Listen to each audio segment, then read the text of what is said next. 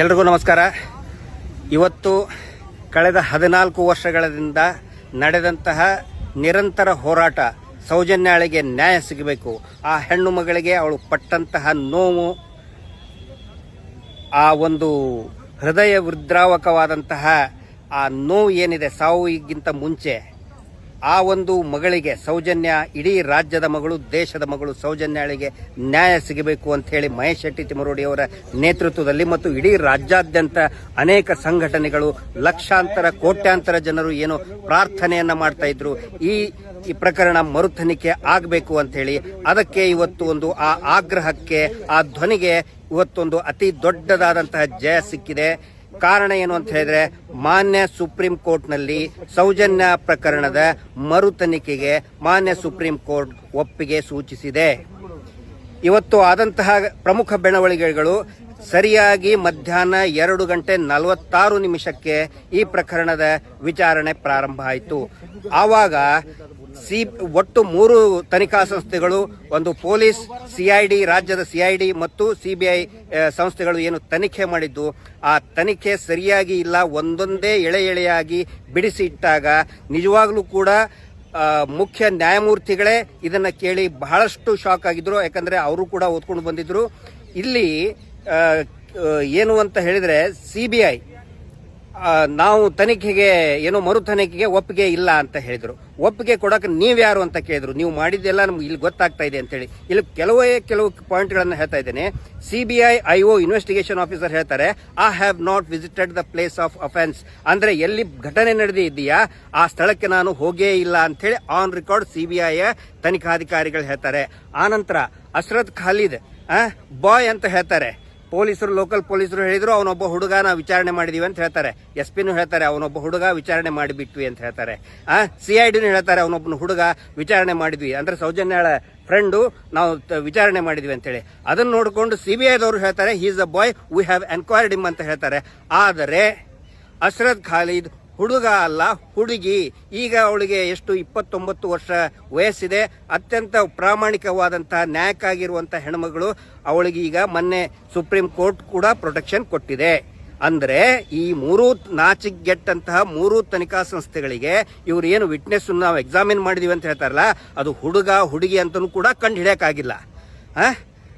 ಇಷ್ಟು ನೀಚ ಮತ್ತು ಇಷ್ಟೊಂದು ಥರ್ಡ್ ಲೆವೆಲ್ ಇನ್ವೆಸ್ಟಿಗೇಷನ್ ಮಾಡಿದ್ದಾರೆ. ಮಾನ್ಯ ನ್ಯಾಯಾಲಯ ಉಗುದುಪ್ಪು ಹಾಕಿದೆ, ಇವರಿಗೆ ಉಗುದುಪ್ಪು ಹಾಕಿದೆ. ಅಷ್ಟೊಂದು ಗಂಭೀರ ಪ್ರಕರಣದಲ್ಲಿ ನೀವು ಈ ರೀತಿ ತನಿಖೆ ಮಾಡಿದಿರಿ ಅಂತೇಳಿ ಬೈದಿದ್ದಾರೆ. ಅಷ್ಟೇ ಅಲ್ಲ, ಈ ಪ್ರಕರಣದಲ್ಲಿ ಆ ಮಗುವಿನ ತಾಯಿಯ ಸ್ಟೇಟ್ಮೆಂಟೇ ತಗೊಂಡಿಲ್ಲ, ಸಾಕ್ಷಿಯನ್ನೇ ಪರಿಗಣಿಸಿಲ್ಲ. ಇದು ಎಲ್ಲರೂ ಕೂಡ ದಂಗು ಬಡಿಸುವಂಥದ್ದು.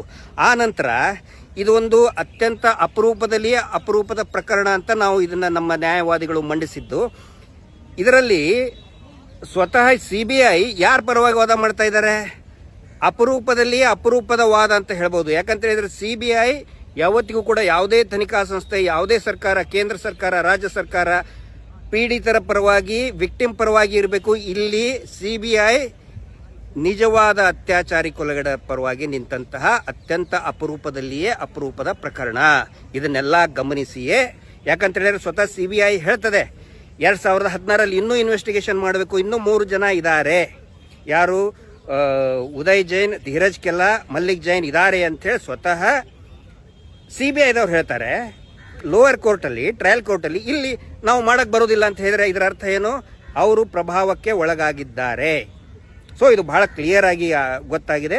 ಸೊ ಈ ಒಂದು ತೀರ್ಪನ್ನು ಕೊಟ್ಟಿದೆ. ಒಂದು ಕನ್ಫ್ಯೂಷನ್ ಇದೆ ಎಲ್ರಿಗೂ ಕೂಡ, ಏನಂತ ಹೇಳಿದ್ರೆ ಪೆಂಡಿಂಗ್ ಇದೆಯಲ್ಲ ಅಂತ ಹೇಳಿ.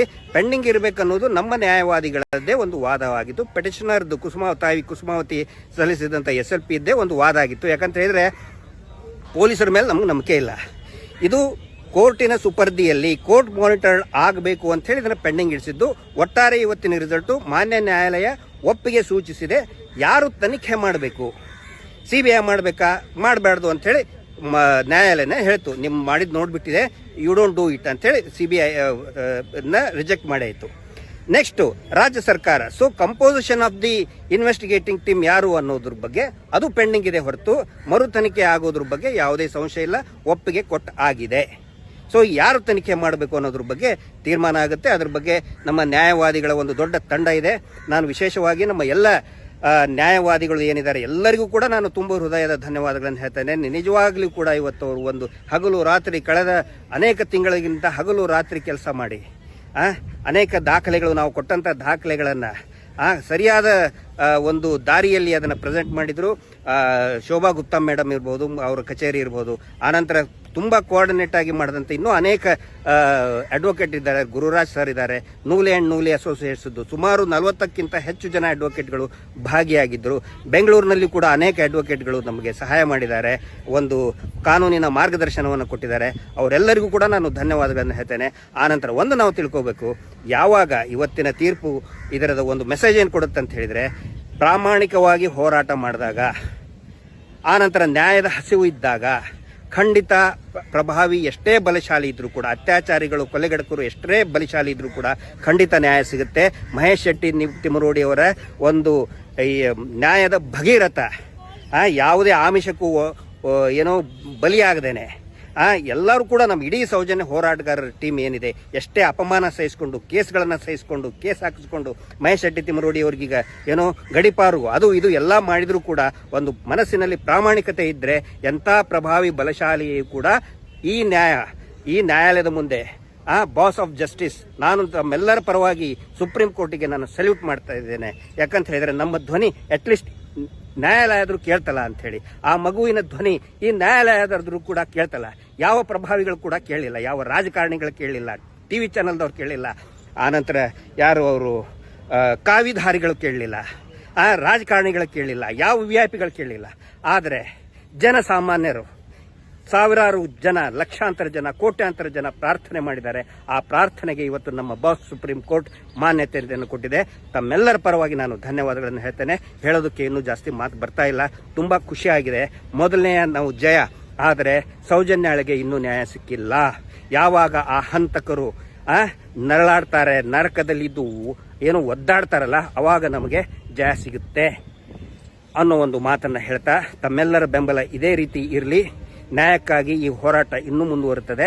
ಮಹೇಶ್ ಶೆಟ್ಟಿ ತಿಮರೋಡಿ ಅವರಿಗೆ ಮತ್ತು ಎಲ್ಲರಿಗೂ ಕೂಡ, ಎಲ್ಲ ನ್ಯಾಯವಾದಿಗಳಿಗೆ, ವಿಶೇಷವಾಗಿ ನಮ್ಮ ಯೂಟ್ಯೂಬರ್ಸ್ಗಳಿಗೆ ನಿಮಗೆ ದೊಡ್ಡ ಹೆಡ್ಸ್ ಆಫ್. ಯೂಟ್ಯೂಬರ್ಗಳಿಂದನೇ ಇವತ್ತು ಈ ಹೋರಾಟ ಗಟ್ಟಿಯಾಗಿ ನಿಂತ್ಕೊಂಡಿದ್ದು, ಸಾಮಾಜಿಕ ಜಾಲತಾಣದಿಂದ ನಿಂತ್ಕೊಂಡಿದ್ದು. ತಮ್ಮೆಲ್ಲರಿಗೂ ಕೂಡ ನಾನು ಧನ್ಯವಾದಗಳನ್ನು ಹೇಳ್ತೇನೆ. ಇದೇ ರೀತಿ ಬೆಂಬಲ ಇರಲಿ ಅಂತ ಹೇಳ್ತಾ, ಜಸ್ಟಿಸ್ ಫಾರ್ ಸೌಜನ್ಯ. ನಮಸ್ತೆ.